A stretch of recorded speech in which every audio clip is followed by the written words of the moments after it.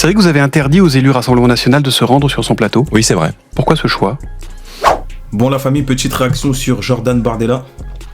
Je n'ai de fascination pour personne et encore moins pour un dirigeant étranger. Donc sur RTL...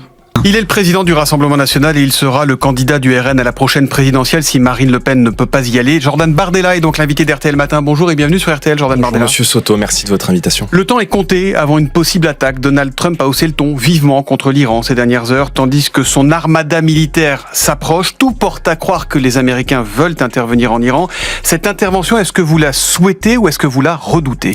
Bon, d'abord, je me félicite que depuis maintenant plusieurs semaines, le peuple iranien retrouve ce goût, cette aspiration et cette conquête de la liberté. Dans le sang. Qui a été très sévèrement réprimée et qui a été volée à la fin du XXe siècle par le régime islamique des Mollahs, qui est un régime totalitaire. Déjà, concernant l'Iran, moi je vous avoue que je suis perdu. Parce qu'en fait, je suis perdu entre le narratif français qui est de qualifier l'Iran de dictateur, enfin le régime iranien de dictateur, de totalitaire, de la même manière qu'ils avaient dit que Maduro c'est un dictateur, de la même manière qu'ils avaient dit que le Hamas est antisémite. En fait, le problème avec ces médias-là, c'est que quand ils ont décidé d'utiliser un narratif, ils vont te le servir partout. Et ça, j'ai vraiment un problème avec ça. Et ce qui m'amène à rejeter justement ce narratif par principe automatiquement. Ce que vont dire les Français, ce que vont dire les médias français, je vais le rejeter automatiquement. Et ça, c'est relou parce qu'au final, je vous avoue que je fais pas forcément ce travail de recherche et je le déplore. Je devrais le faire. Après, j'essaie de me renseigner avec les amis et tout, mais c'est vraiment relou. C'est vraiment relou parce qu'au final, on sait pas quoi donner de la tête. Parce que par exemple, là, ils vont vous servir le 30 000 morts. C'est ça qu'ils disent, hein, 30 000 morts. La famille, 30 000 morts. Je sais pas si vous vous rendez compte. 30 000, normalement, déjà, ça aurait dû nous interpeller, à nous tous. 30 000 morts en je sais pas moi, ça fait combien de temps que ça dure, là, cette manifestation? Et c'est une manifestation, hein. C'est même pas une guerre. C'est 30 000 morts. Moi, ça m'interroge. Ça m'interroge encore plus quand c'est les médias français qui le disent. Gaza, 30 000 morts sur des bombardements. Ça s'est fait en combien de jours? Je sais pas moi, ça s'est fait en, plusieurs mois. Là, 30 000 morts. Non, c'est bizarre. C'est bizarre, la famille, c'est bizarre. C'est bizarre. Et c'est vrai aussi que quand je vais sur le côté iranien, alors je sais qu'il y a le Insta du...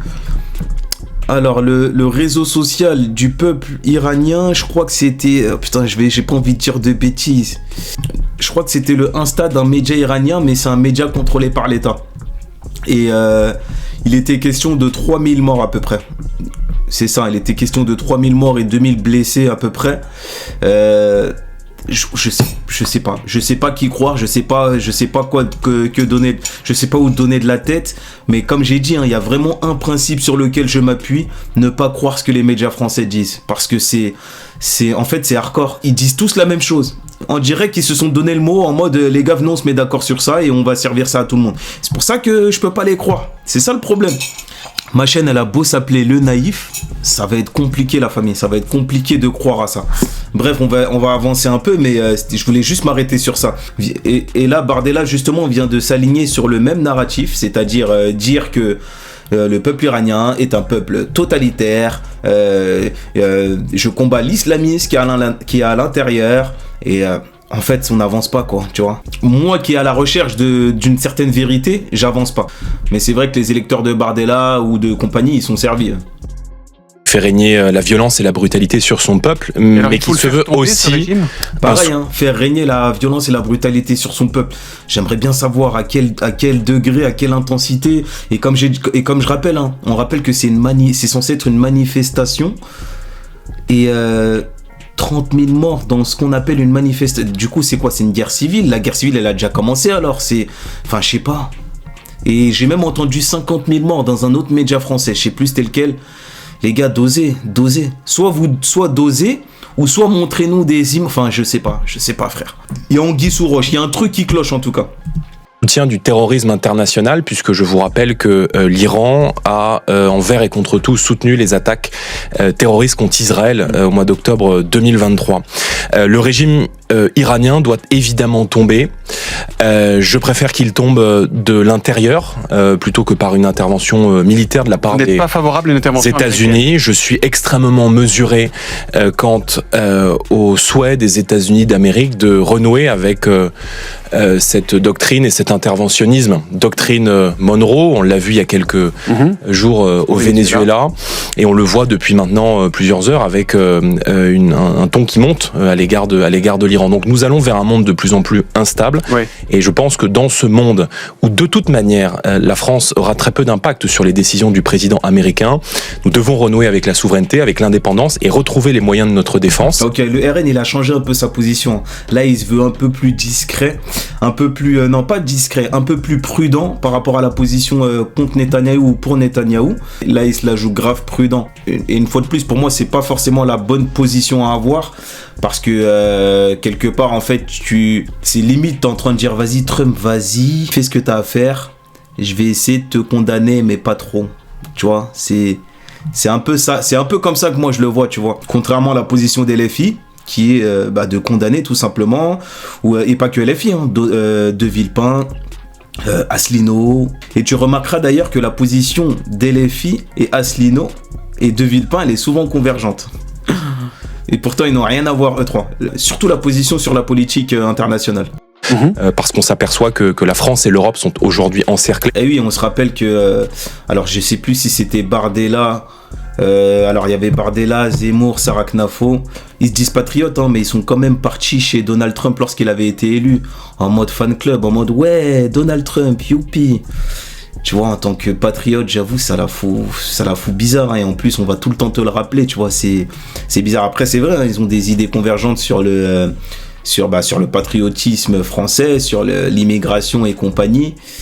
Mais c'est bizarre quand même. Surtout quand on sait que les intérêts des Américains sont vraiment pas les mêmes que les Français. Et ça, tu le savais. Même le jour de l'investiture de Donald Trump, tu le savais. Mais t'es quand même parti. T'es quand même parti là-bas, tu vois. Comme une sorte de vassal. C'est pas très patriote de faire ça. Nous, avec les moyens de sa défense. Soyons clairs, Jordan Bardella, personne ne défend le régime des mollahs en Iran qu'on évoquait, tout comme personne ne défendait la dictature de Maduro au Venezuela. Enfin, peut-être Jean-Luc Mélenchon quand même. Voilà, peut-être Jean-Luc Mélenchon quand même. Et pourtant, la famille, même moi je prenais LFI pour des fous quand LFI disait qu'ils veulent libérer Maduro. En gros, moi j'avais la position de Maduro, je vais pas me battre pour lui. Il a fait des dingueries au peuple. Je m'en fous, moi, qu'il reste au States. En vrai de vrai, moi, je me suis replacé. Alors, notamment par rapport à plein de commentaires que j'ai eus, qui m'ont fait réfléchir. Et en fait, c'est tellement logique. Pourquoi Trump conserverait un président d'un autre pays? De quel droit il le conserverait? Maintenant, la question de est-ce que Maduro doit être président, doit revenir à la présidence, ça, c'est une autre question. Mais pourquoi Trump, il conserverait Maduro? De quel droit? Ça veut dire que si on l'autorise, on va autoriser énormément de choses. Et c'est vraiment à partir de cet argument-là que en fait, je me suis dit, mais en fait, LFI, ils ont grave raison. Et du coup, je répète, ça c'est encore le point de convergence d'LFI, de Villepin et de Asselineau. Ce matin. Une question sur Jean-Marc Morandini, condamné définitivement pour corruption de mineurs et harcèlement sexuel. Il est toujours à l'antenne sur CNews. C'est vrai que vous avez interdit aux élus Rassemblement National de se rendre sur son plateau. Oui, c'est vrai. Pourquoi ce choix ? Parce que je considère que ce qui a été reproché à Jean-Marc Morandini et faits pour lesquels il a été condamné de manière définitive par la cour de cassation est extrêmement grave. Et donc, je ne souhaite pas que le Rassemblement national soit associé à cela. Et vous retournerez sur CNews, y compris à d'autres horaires, s'il reste à l'antenne ? Oui, il y a sur CNews, Monsieur Soto, des journalistes et une rédaction de très grande qualité. Ça rend ouf. Les politiciens, ils prennent trop de temps à répondre. Et ils passent trop par des chemins Poto répond direct, oui, je repartirai chez CNews. Et en vrai, c'est logique, hein. Parce qu'à la base, CNews, c'est ton camp. Tu vas pas t'empêcher d'aller chez tous CNews non plus. En vrai, c'est logique, mais réponds normal, tranquille, mon frère, tranquille. Qui en fait, au moment où je vous parle, la première chaîne d'information de France. Donc, j'ai beau avoir des réserves sur... Vous comprenez que la direction le maintienne à l'antenne? Jean-Marc Morandini, je crois que ça n'incrimine pas l'intégralité de la rédaction et des journalistes d'ailleurs, dont certains ont pris position publiquement. Et vous comprenez que la direction le maintienne à l'antenne? C'est un choix qui appartient à la rédaction de CNews, à la direction de CNews, qu'il ne m'appartient pas de commenter. En tout cas, j'ai demandé explicitement au porte-parole du Rassemblement National de ne plus se rendre sur les plateaux de Jean-Marc Morandini. Les gars, c'est une question de temps avant qu'il saute. Morandini, c'est vraiment une question de temps avant qu'il saute, je vous le dis. Je sais pas quand, mais avec toute cette pression médiatique, avec toutes les questions qui sont posées, tous les jours maintenant, il y a une question. Depuis que Jérôme Guedj, il a lancé la bombe, tous les jours, une question sur lui. C'est très bien comme ça, c'est magnifique. C'est une question de temps. Et en vrai, Bardella, il était obligé, hein. Franchement, il était obligé. Il a dû subir des pressions des adhérents. Bon, je pense que ça vient de Marine Le Pen. Bon, c'est sûrement un commun accord, hein, mais c'était obligatoire. Franchement, ils en avaient déjà trop fait déjà. Il y avait déjà énormément de complaisance avec Morandini. Ils en avaient trop fait. C'est le minimum à faire.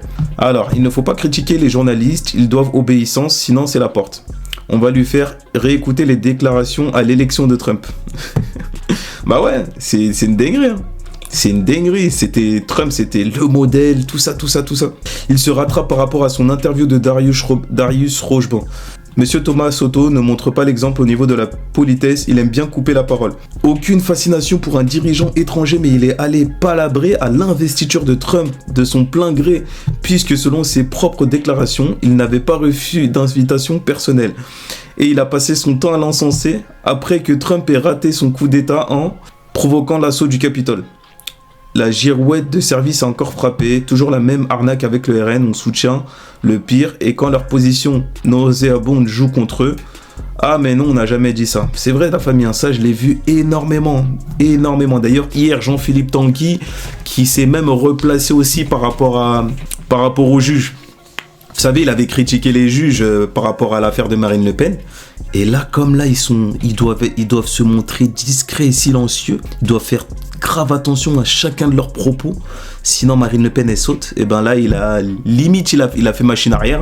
Regardez son interview de BFM. C'est vrai que le RN, ils sont remplis de ça. C'est pour ça que le RN, c'est pas un parti... pour moi, c'est pas un parti de confiance. C'est pas un parti auquel tu peux faire confiance, tu vois. Bon, après, c'est facile à dire pour moi, hein. Je suis issu de banlieue, je suis un Renois issu de banlieue, donc vous allez dire, ah mais c'est normal que tu votes pas RN. C'est vrai que ça peut paraître normal, mais c'est vrai que moi je suis à la recherche d'une certaine vérité quand même. Je suis à la recherche d'un certain objectivisme, si on peut dire ça comme ça. Honnêtement, en toute honnêteté, en toute franchise, je le trouve pas chez le RN. Bien que je peux leur trouver des qualités, hein, mais je le trouve pas chez le RN. Pourtant, je suis d'accord avec plein de choses qui sont prônées chez le RN, hein, mais ça reste des agents de la division pour moi. Bref, la famille, je te laisse laisser ton avis.